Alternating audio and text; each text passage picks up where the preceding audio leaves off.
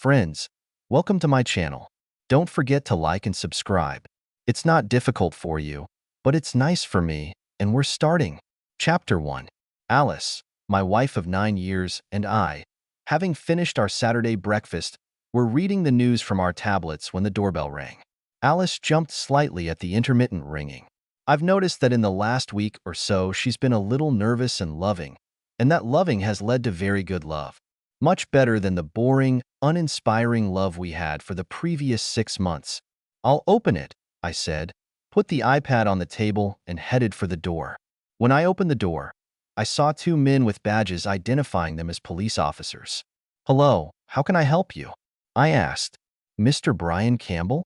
The bigger one asked, and I nodded. "We're Officers Stevens and Peters from the Austin Police Department. Sir, we're here to execute a search warrant," he said, handing me a package of documents. "A search warrant?" I exclaimed in confusion. "Why?" "Sir, everything is explained in the warrant. We will give you a few minutes to review it. You can also call your lawyer if you feel the need. We would also like to speak with your wife, Alice Campbell, if she is available." "She's in the kitchen," I said, inviting 2 officers into the foyer, where I read the warrant and found that the warrant was indeed directed at my wife Alice, namely any firearms she may own or possess, and any property that may have belonged to Mr. Conrad O'Brien. After going into the kitchen with the officers, I asked, "Does this have to do with that rich man who was found dead last week?" "My wife works for one of his companies, but we don't know each other. I've never even met him." Having said that, I looked up and saw that my wife's face had turned pale and her eyes had opened like saucers. If they wanted to see a guilty face, they didn't have to look any further. "Alice, do you know what's going on?" I said reproachfully. "They have a warrant to search our house, and the warrant says you're involved in the murder of Conrad O'Brien. Sir, please allow us to ask questions. Please take a seat somewhere outside the kitchen. We have a few questions that we would like to ask Mrs. Campbell." "Is she under arrest?" I asked. I really think she should get a lawyer before asking her a bunch of questions. "Alice, do you want me to call my lawyer and see if he can find someone to represent you?" "Yes, please," Alice said meekly, tears in the corners of her eyes. "That's her right, of course," one of the officers said. "Why don't we schedule an interrogation for next week? Right now we're just collecting evidence, not arresting anyone. Actually, we'd like to question you too, Mr. Campbell. We can do it at the station at the same time as questioning your wife. Of course, you have the right to legal representation during the interrogation, if you wish. And one more thing, sir. Do you have any firearms in your house that we should know about? First of all, I'm glad to talk to you here, not at the station. I've never met O'Brien, and I have nothing to hide. Secondly, yes, I have several pistols, but they are all locked in the gun safe, except for one revolver, which is in the drawer of the bedside table. Could Officer Peters take the revolver out of the bedside table with you? And then could you open your gun safe so we can take a look?" Realizing that I had no choice and wanting to appear compliant, I replied, "Of course, follow me this way," and led Officer Peters into the master bedroom. Once there, I pointed to the bedside table. "It's in the top drawer." Putting on gloves, Officer Peters opened the drawer and carefully removed my Taurus judge, using a rod and placing the revolver in an evidence bag. "Thank you, sir. Could you take me to your gun safe?" "Sure, this way," I said, leading him into my office. There I entered the combination and opened the big, heavy door of the gun safe. "Sir, we are going to take all firearms to our laboratory for inspection. Before leaving, we will give you a receipt for the seized items. Once the items have been checked, they will be returned to you." "Okay," I said, realizing that I had no choice in the matter. Peters spoke into a small microphone.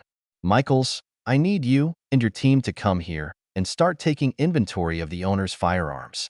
"Okay, boss, I'll be right there," I heard Peters' voice over the speaker. Moments later, Michaels and his team were in my office with containers and evidence bags to make an inventory and seize the weapons. I looked at Peters, he nodded, and then raised his voice. "Okay, guys, we're here to search the premises for the items listed in the warrant. In particular, we are looking for additional firearms.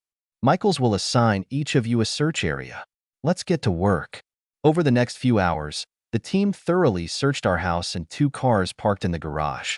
Although they were not destructive, When the search was completed, our house was certainly a mess.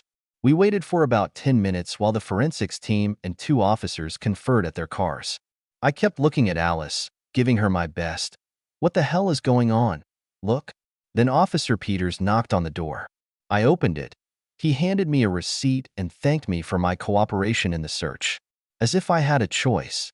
I nodded, looking at the receipt and noting that only firearms had been seized. 5 long-barreled and 4 handguns. He asked if he could talk to Mrs. Campbell, and I took him back to our house. Alice was still sitting at the kitchen table. Her head was down and she seemed to be crying. The officer asked softly, "Mrs. Campbell?" She looked up at that. He handed her his business card and told her to schedule an interview at the station sometime this week when her lawyer would be available. She nodded and said, "Okay." He then asked if he and his partner could talk to me in my office and that I had the right to invite a lawyer if I wanted to. I said I didn't need a lawyer because I had never met O'Brien and I had nothing to hide. The interrogation was thorough, but it didn't last more than an hour because I had never met O'Brien. As a husband, they wanted to find out if I had any complaints about the asshole who apparently used my wife and check my alibi. They asked about my whereabouts the night O'Brien was killed. I asked what night it happened, and they told me the date. I opened my iPhone and looked at the calendar. I was visiting my friend, Lee Rogers, at his house. Alice told me she was going to spend the night with her aunt in Fredericksburg. I called Lee, and he invited me to his place. When I was asked what we were doing, I replied that I had dinner with Lee's wife, Pat. After dinner, we talked for a while, and then Lee took me for a ride on his private plane, as he is an avid pilot. I explained that his neighborhood, the Breakaway Park Fly-In community in Cedar Park, has a private airstrip, and many residents, including Lee, have their own private planes and hangars. It looks like the officers knew about the area.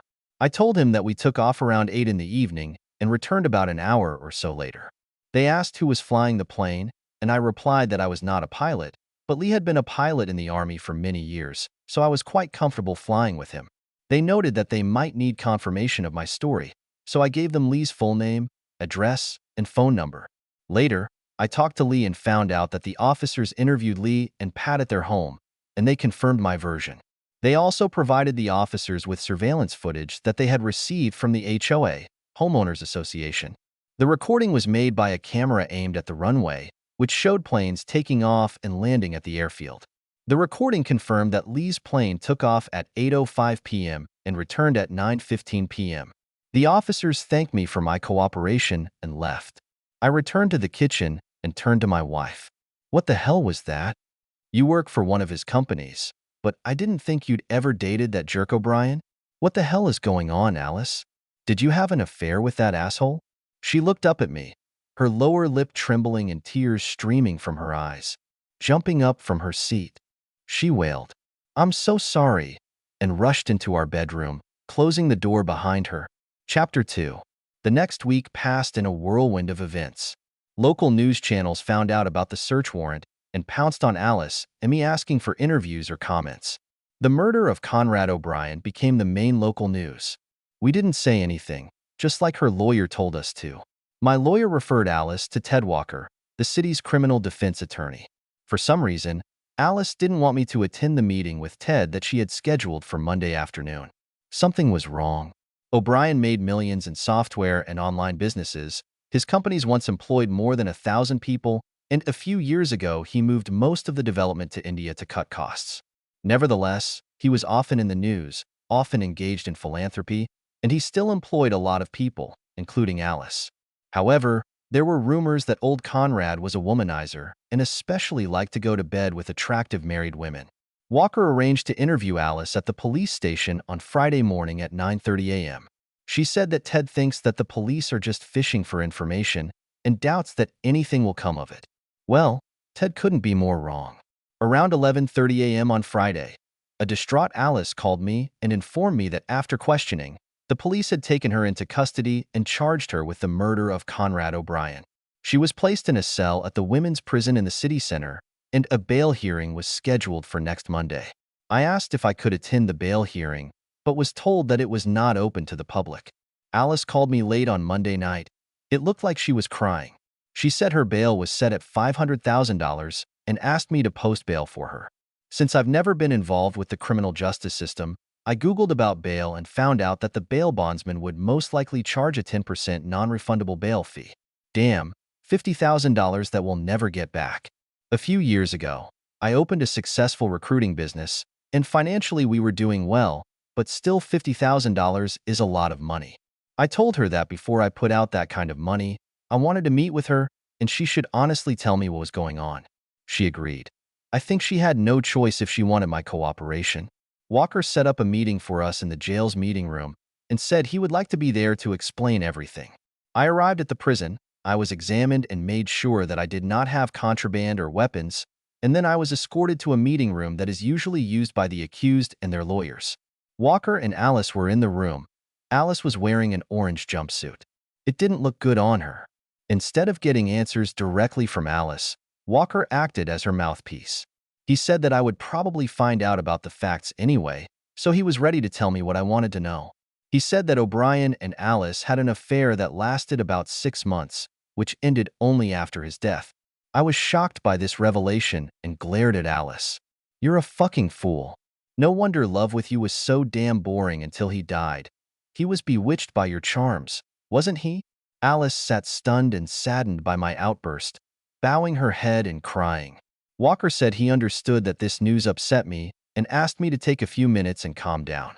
He said he was sure that although Alice had an affair with O'Brien, she did not kill him. Really?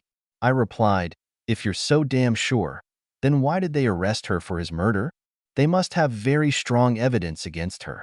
Walker said the murder took place at O'Brien's 640-acre, 260 hectares ranch, located in the Texas Highlands west of Austin. The ranch house was a mini-mansion, smaller than O'Brien's ostentatious Lake Austin residence, but still two-story, over 5,000 square feet, 465 square meters, with a swimming pool and tennis court. Outdoor surveillance cameras with night vision function were installed in the house, which recorded any car or pedestrians approaching the house from all sides. There were cameras inside the house, too, but O'Brien turned them on only when he was not at home, and indeed, at the time of the murder, these cameras were turned off. Ted went on to explain that the officers had shown surveillance footage showing O'Brien's Lamborghini driving down the driveway toward the house at 9 p.m. on the night he was killed. The camera in the house clearly showed him entering the house through the garage before turning off the internal cameras. At about 10 p.m., surveillance cameras recorded how Alice's Lexus drove down the alley and parked on the street, clearly showing how Alice went to the front door and entered the house. It seemed to me that the way she went inside was as disturbing as the rest of the nefarious intrigue. A few minutes later, the same camera captured Alice hurriedly leaving the house and practically running to her car, in a hurry to leave. Oh shit, I exclaimed. It looks like she did it. I looked at Alice. Did you really do that? I asked. Her lawyer tried to keep her from answering, but she did not listen to his advice. No, I swear to you, I didn't do it. When I came in, I saw him sitting in an armchair. I saw his legs, but he was sitting with his back to me and did not answer me when I called him, and I thought he was asleep or something like that. When I went to the chair and looked at him, he had a hole in his forehead right between his eyes and blood all over his face. I screamed, panicked, and ran back to the car. I don't understand why I should believe you, because, as you have already admitted, you are a cheater. An insidious fool who has a 6-month affair going on behind my back while I work my ass off, providing you with the life that most women would like to have. I also don't understand why I have to shell out $50,000 to get you out of this place. Walker tried to bring much-needed calmness and logic to the conversation. He explained that since we live in a state with shared property, half of our money belongs to Alice and that they can get $50,000 with or without my help.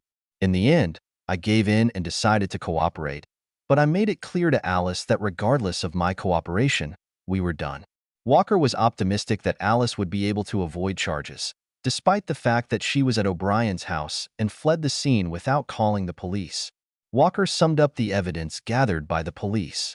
The good news is that the ballistics examination has determined that none of the weapons from your house are the murder weapon.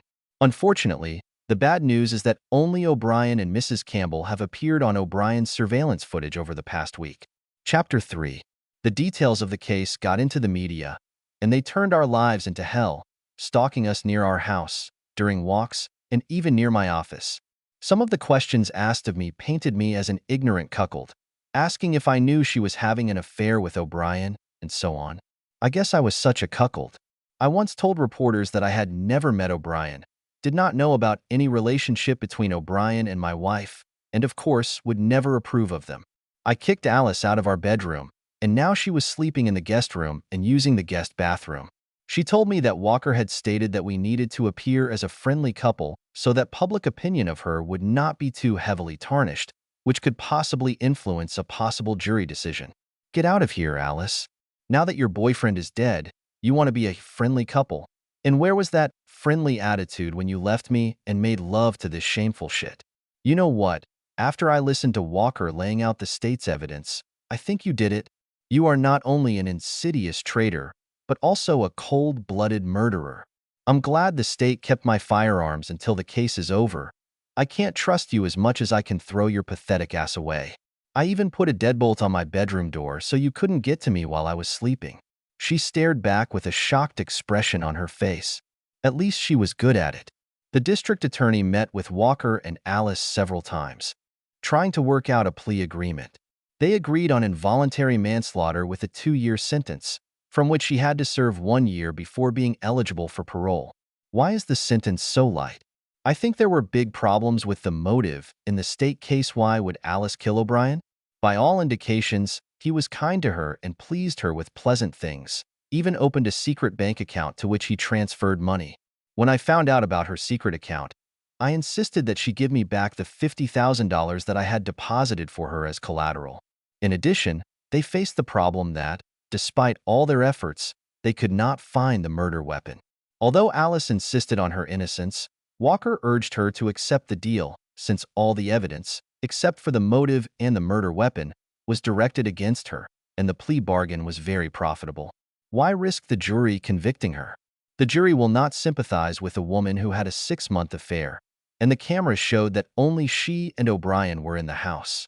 With tears in her eyes, she finally agreed. A week later, in court, the judge approved the plea bargain and ordered Alice to report for boarding at the women's prison in 2 weeks. As I was leaving the courtroom, I asked her to hand over the divorce petition. There's nothing better than hitting a cheater in a sore spot. The day before she was due to go to jail, Alice asked if I could sit down and talk to her. She disgusted me, and I didn't want to talk to her, so I said I would talk to her if she agreed to sign a divorce petition after our conversation. She agreed, and I asked my lawyer to arrange for him to be at our house at 7 p.m. with his notary. The divorce was standard, 50-50, except that she didn't get any share in my business and no alimony, or maintenance, as they call it in Texas. The common property also included $250,000, which was in her secret account, given to her by O'Brien. I didn't care that it was fool's money. It worked the same way as any other money and helped her not to cling to my assets. My lawyer and his notary will be here in an hour. After that time, you agree to sign the papers, right? Yes, I'll sign the papers. Thank you for agreeing to talk to me. I wanted to tell you that I'm really sorry that I got involved with Conrad at all. I've had a hard time, and you've been working hard. We met at a cafe, and he charmed me, made me feel good at a time when I was feeling like shit. But that's not an excuse. I knew who he was and that he owned the company I worked for. I've also heard rumors that he's a womanizer and has a reputation for hunting married women. I must admit that I was flattered that he chose me. You're a beautiful woman. I'd be surprised if he wasn't running after you. She smiled quickly, appreciating my compliment. I also wanted you to know that I never stopped loving you, even when I was dating him. Although I liked Conrad, I never really loved him and knew that our relationship would end sooner or later. It sounds crazy, but I really thought I could have 2 men, at least for a while. My affair was never about you, and I want you to know that we never talked about you. In the beginning, he tried to disparage you after we just finished and I left instead of spending the night with him. I told him that if he ever says anything bad about you again, then it's over between us. It was after that evening that he opened an account for me with $250,000. Wow, I said. I think these words are from the Scammer's Handbook in the chapter on what to do when you get caught. You know that most cheaters get caught in the end, and you knew that I would never accept infidelity. So what do you think was going to happen when you got caught? I deserve it. I know you have strong moral principles, believe it or not, but this is one of the qualities that attracted me to you back in college. I knew you'd kick me to the curb if you found out, but I think every cheater thinks he's different and will be the one who will never get caught. I think the danger of getting caught is part of the thrill that makes a novel exciting, but it wasn't worth it. I may be a cheater, but you and I know that I'm not a murderer. Tell me, Brian, did you kill Conrad, or did you pay someone to kill him? Nice try, Alice. Did Walker put you up to this? Did he put a wire on you, hoping that I would make a confession? At these words, she blushed, letting me know that I had hit the nail on the head. Tell me, dear wife, if I did it, then how the hell did I get there? Do you think Captain Kirk teleported me there on the Starship Enterprise? You saw the surveillance footage. Only you and asshole O'Brien were at his house when they drilled a hole in his head. Since we're talking about it, why don't you finally tell me why you did it? Was he going to break up with you? Did you tell him that you loved him, and he just laughed and said that you were just a good toy for love? Get out of here. She growled. Never again. Thank God. I replied. At that moment, the doorbell rang, announcing the arrival of my lawyer and his notary. I think the discussion is over. It's time to sign this shitty marriage, I said, leaving the office and heading for the door. For once, Alice was true to her word and signed the divorce papers. In a few months, I'll be a free man, and my ex will be in one of the state's medium security prisons. I was even a gentleman and took her to jail for boarding. Okay, I'll be honest. I wanted to make sure that this fool was behind bars and out of my life. The epilogue. 6 months later, I was visiting Lee, celebrating the final divorce decision that came in the mail earlier in the week. The two of us were sitting in his yard enjoying adult drinks, and Lee was smoking a good cigar. Do you feel guilty? I asked him. Lee gave me a hard look. This freak killed my little sister. He deserved it. He may not have pulled the trigger, but he seduced her, a married woman with 2 children. When her husband discovered her infidelity and kicked her out of the house, O'Brien broke off the relationship and rejected her.